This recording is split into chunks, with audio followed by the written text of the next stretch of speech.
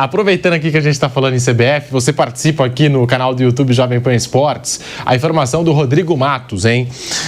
A diretoria da CBF e o técnico do Al Hilal, Jorge Jesus, já tem conversas em andamento para uma possível contratação dele para a seleção brasileira, mas só poderá ocorrer a partir de maio. O contato é direto entre o presidente da CBF, Edinaldo Rodrigues, e dirigentes da confederação com representantes do técnico. A CBF não pretende sondar vários treinadores. Vai negociar com o JJ e só partir para outra solução se não houver um acordo com o técnico português. Há também uma iniciativa da confederação de lidar direto com o staff do treinador, ignorando vários intermediários. Jesus sinaliza que ficará até o fim da passagem do Al Hilal na Liga dos Campeões Asiática. A decisão está marcada para o dia 3 de maio, sendo que há fases classificatórias, as quartas e as semifinais nos dias 25 e 29 de abril. Já o Campeonato Saudita acaba no dia 25 de maio, mas é possível que até lá o Al Hilal não tenha mais chances, já que está a 5 pontos do Al Ittihad, faltando 7 rodadas para o final da competição. De qualquer maneira, a CBF terá de pagar uma multa para liberar o técnico. Obviamente, outro ponto é o acerto de salário entre as partes, já que Jorge Jesus ganha acima de 10 milhões de euros por ano na Arábia Saudita. Então, essa é a informação do Rodrigo Matos no UOL. Bruno Prado está aí. Jorge Jesus e CBF já têm conversas em andamento e a informação complementar é que só deve chegar, e é claro, se chegarem num acordo, também tem isso, a partir de maio para comandar a seleção brasileira, o JJ. Bruno Prado.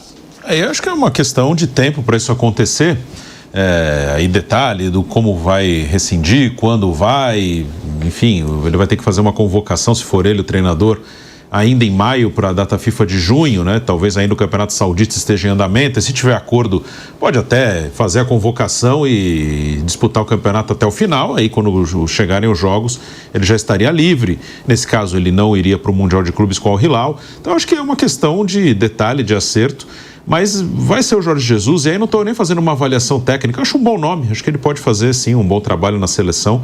É um cara experiente, é um trabalho de um ano, mas é um nome que vai ter aprovação. E o Edinaldo é um político, o político vai trabalhar com aprovação. Nesse momento, acho que nenhum brasileiro seria bem aceito pela maioria das pessoas.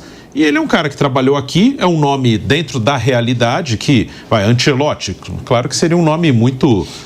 que as pessoas aprovariam, mas não é realidade. Isso aí é uma conversa, eu não acredito nem um pouco nessa chance. Guardiola, isso aí está em outra realidade. Dentro do que a gente pode, o Jorge Jesus passou por aqui, fez um ótimo trabalho no Flamengo, é um cara já de 71 anos, não vai se assustar com o trabalho que vai ter que fazer.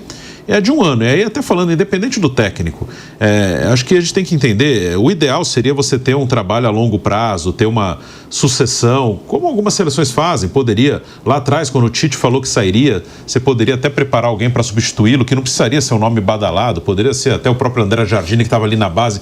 Mas uma coisa é o que eu ou qualquer coisa ache o mundo ideal, uma sucessão, uma preparação a longo prazo. Outra é a realidade. A seleção brasileira, ela não tem nada a longo prazo. Não só porque a CBF não quer fazer, mas a opinião pública no geral, ela quer saber se vai ganhar a Copa ou se não vai ganhar. Esse é o negócio. Se for o Jorge Jesus o técnico, seja quem for, o trabalho dele será considerado bom se o Brasil vencer a Copa de 26 e será considerado ruim se o Brasil perder a Copa de 26. Então, aqui é tudo no curto prazo. O Tite ficou 2 ciclos.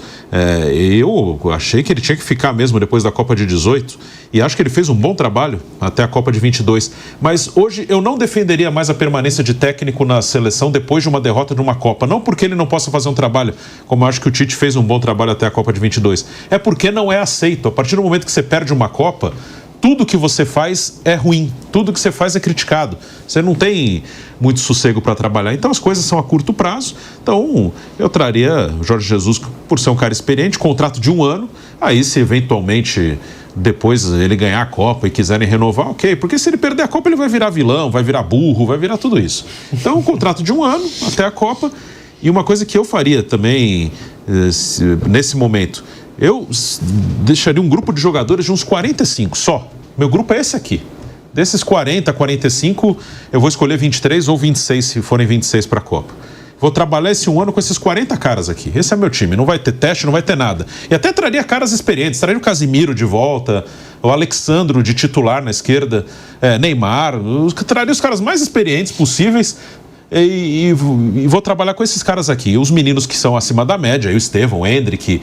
Mas eu tô em dúvida. Eu vou trazer o Casimiro ou o Joelito? Não, Casimiro. Casimiro está acostumado a jogar na seleção. É um aninho. Eu preciso dele aqui. Vou trazer o Abner ou o Alexandro? Não, vou o Alexandro. O Alexandro está acostumado aqui. Vou jogar com o Alexandro, que está acostumado e pronto. É um ano, é emergência. O longo prazo vai pensar depois. Então eu faria assim, um grupo de 40, 45 e quem tiver em forma e já tiver acostumado a jogar na seleção, está dentro. E vai ter preferência em relação aos que vão ser testados ainda.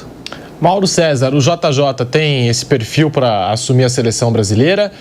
Não é um técnico de primeira prateleira na Europa, como disse o Bruno Prado, já tem 71 anos, porque técnico de seleção é aquela coisa, ou é do perfil Lionel Scaloni, aquele técnico da casa, que chega ali na seleção, treinando as seleções ali, categorias inferiores, sub-17, sub-20, e aí depois tem uma oportunidade como interino e pode ser efetivado. Ou o técnico de seleção é esse técnico que às vezes já se cansou da rotina de clube e está querendo algo em seleção. E já não é de hoje, né, que o JJ se oferece para a seleção brasileira, Mauro César. Eu acho que ele é o nome mais adequado, assim, no momento, né? O mais a fim de pegar a seleção, disponível. Tem, acho que, o perfil adequado para comandar o time brasileiro, até porque ele conhece bem os jogadores do Brasil, vê os jogos da seleção, acompanha. Eu acho que é o nome mais factível agora. Os outros nomes eu acho legal, você deve pensar em Ancelotti e tal. Não acho ruim, não. Só que hoje é inviável, né? É inviável você convencer o Ancelotti a sair no meio do contrato dele. Na primeira tentativa, ela era para o período em que terminaria o contrato, mas ele foi renovado. E agora o Brasil tem uma situação que ele precisa definir isso antes do final da temporada europeia para que o técnico comande o Brasil em junho. E ele não vai definir isso agora. Daqui a pouco tem um jogo com o Arsenal. Ele pode ganhar a 16ª Champions League, no caso do Real Madrid. Ele briga pelo título espanhol ainda, apesar da derrota no fim de semana para o Valência. Ele está na Copa do Rei. Ele vai jogar o Mundial de Clubes. Então, assim, tem 4 torneios aí em jogo, né? E o Real Madrid é aquele time que quer sempre ganhar tudo. Vai abrir mão do técnico? Não vai. E outros grandes nomes, é difícil convencer de fato, porque, como você falou, eles transitam na esfera dos grandes clubes, não das seleções. Então, acho que é o nome mais factível, o nome mais viável. A grande questão aí é você chegar a um acordo financeiro com ele, com relação ao trabalho, e pagar uma multa lá para os sauditas, negociar com eles uma saída e um pagamento de uma multa. A CBF gasta tanto dinheiro com tanta coisa, né? Diz segundo a revista Piauí, então pagar uma multinha para os sauditas é bobagem, né? E ainda mais com o que saiu na reportagem, já tinha uma pressa evidente ali nos bastidores, nos corredores da CBF para definir o técnico. Agora, com essa reportagem que saiu e está todo mundo comentando, aumenta a pressão para cima dos dirigentes, do presidente Edinaldo, e vai ter ainda mais pressa para definir esse técnico da seleção brasileira. Tanto que, quando a reportagem é divulgada, e é divulgada na sexta-feira da semana passada, na sexta-feira a CBF divulga ali um vídeo do Edinaldo falando que está procurando um técnico para a seleção brasileira, já naquele dia que saiu a matéria. Flávio Prado, você gosta do JJ? Já as conversas estão rolando entre CBF e Jorge Jesus. Você gosta dessa possibilidade do Jorge Jesus na seleção brasileira, Flávio? Eu não faria, não. Eu não. Eu acho que ele não tem currículo para dirigir a seleção brasileira. E olha, é uma coisa meio... Eu confesso que me incomoda um pouco um técnico estrangeiro que não seja um técnico da primeira prateleira. Me incomoda. Eu acho que, assim, se for para trazer um estrangeiro, ou traria uma fera, um Ancelotti, ou o Scaloni para encher o saco da gente. Scaloni. Vai na gente, vai uma baita proposta pro Scaloni, vai encher o saco dele. Sabe aquela coisa de... Se ficar, eles vão ter que pagar mais pro Scaloni. Ou eu bagunço a Argentina, ou eu trago o cara. Fora isso, eu acho que não vai mudar muita coisa, não. Mas é aquela história. Se ele chegar, acertar o time e for campeão, ótimo. Mas eu, a princípio, não faria, não. Eu deixaria, eu já falei, eu colocaria um técnico brasileiro jovem, tipo Rogério Ceni, se tem isso aqui, o próprio André Jardim, um cara desse porte, para preparar e ver o que acontece. Eu não apostaria, não. Mas, tudo bem, vamos em frente. E você vê, né, Flávio, porque você citou aqui o Scaloni, Não sei se vocês chegaram a assistir aquele vídeo do Tagliafico, da seleção da Argentina. Sim, ele analisando o duelo, né? A goleada da Argentina para cima do Brasil e apontando as falhas da seleção brasileira. Sim. Não estou querendo dizer que não tem jogador brasileiro que entenda do jogo. Acho que tem vários. O Felipe Luiz não deixa mentir. O Felipe Luiz, agora como técnico... Jogava até outro dia, claro. Jogava até outro dia e tem um entendimento do jogo absurdo. Claro. Mas... você vê que é por isso, né, que muitos jogadores argentinos depois tomam a carreira de técnico, né? Dá pra ver que eles têm ali um conhecimento muito legal do jogo, tático. Mas a escola mesmo, né? Essa academia da CBF, além de ser cara, ela não serve pra nada. O diploma não serve pra lugar nenhum. Nada. O Paulo Turra foi trabalhar lá no Vitória de Guimarães e ele não conseguia ficar nem no banco. Não podia. Porque essa porcaria desse diploma não serve para nada. O da Argentina é reconhecido, é um diploma mundial. Então isso facilita também, né? O cara vai sair daqui, se ele tiver uma proposta para trabalhar no time da Série B ou A de qualquer país, ele vai poder trabalhar dignamente. E não tendo que pegar, sabe, penduricário, colocar outro cara para fazer. Então isso também ajuda bastante. Você tem uma escola de alto nível com reconhecimento mundial no seu país. Você concorda, Flávio, que hoje os melhores trabalhos do futebol brasileiro, neste momento, os melhores trabalhos do futebol brasileiro são de técnicos brasileiros? Roger Machado no Inter, Rogério Ceni no Bahia e Felipe Luiz no Flamengo? Eu acrescento alguns estrangeiros, tipo o Vojvoda no Fortaleza. Vojvoda. Neste momento o trabalho não tem... É que no momento tem muita gente criticando e questionando. Acho que Abel Ferreira e Vojvoda têm um desgaste natural por conta do tempo que eles estão, né? São os técnicos mais longevos e estão tentando reformular os seus elencos. O Abel Ferreira...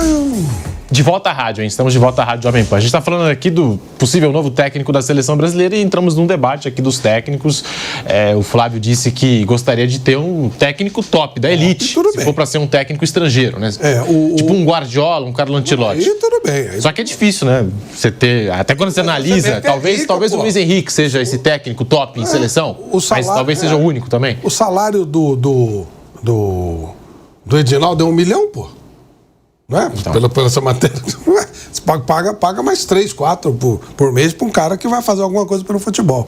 E assim, dos grandes trabalhos. Acho que o trabalho do Vojvoda é longevo, numa equipe com dificuldade, ele fazendo um trabalho para valer. O Abel, tenho muitas dúvidas, já falei, eu vou jogar o Abel quando ele sair do Palmeiras, porque ele vai estar numa situação igual aos outros, que aqui é desproporcional o negócio. Acho que o trabalho do Rogério é legal, o Roger é muito legal. Eu pegaria um cara desse e daria o André Jardim, né, que faz um trabalho maravilhoso no futebol mexicano já faz tempo. Mas acho que será o Jorge Jesus, porque é questão de moda e ele vai ser aceito e ele deixou realmente uma impressão muito boa quando passou pelo Flamengo naquele ano. Então é até cômodo, né? Vai fazer aquilo que a opinião pública quer de um modo geral. E aí tem aquele torcedor que fala assim, mas o JJ, aquele episódio com o Neymar, que ele fala da forma física do Neymar...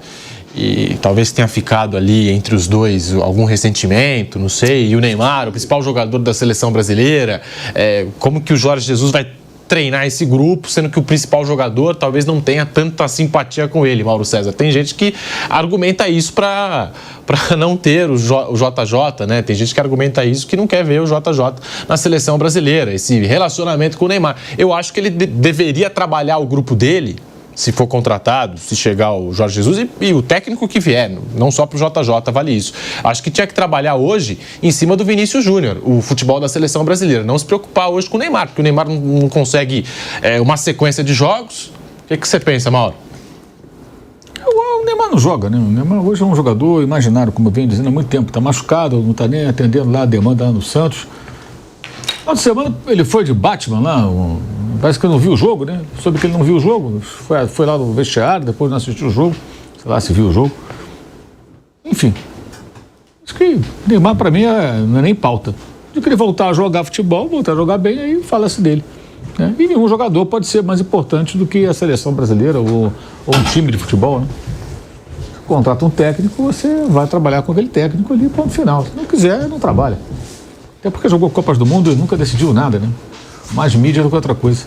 Ô Bruno, você até chegou a falar, né? O JJ conhece aqui o futebol brasileiro, conhece a CBF, o modus operandi, e você falou que, pela experiência dele, não deve ter dificuldades para trabalhar com esses jogadores.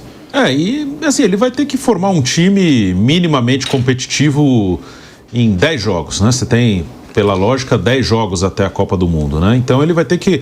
Não dá para esperar nada muito sofisticado, não porque ele não possa fazer, porque não tem muito tempo. Então, em 10 jogos ele vai ter que arrumar um time, por isso que eu falei, eu trabalharia com poucos jogadores e com os jogadores mais experientes possíveis, sem muito teste. Quem já foi testado, beleza. Quem ainda não foi, bora. Até eu citei o Casimiro, o Alexandro. Hoje, Arana ou Alexandro titular? Alexandro. E não estou nem discutindo se é melhor ou pior. O Alexandro já jogou na seleção, jogou Copa.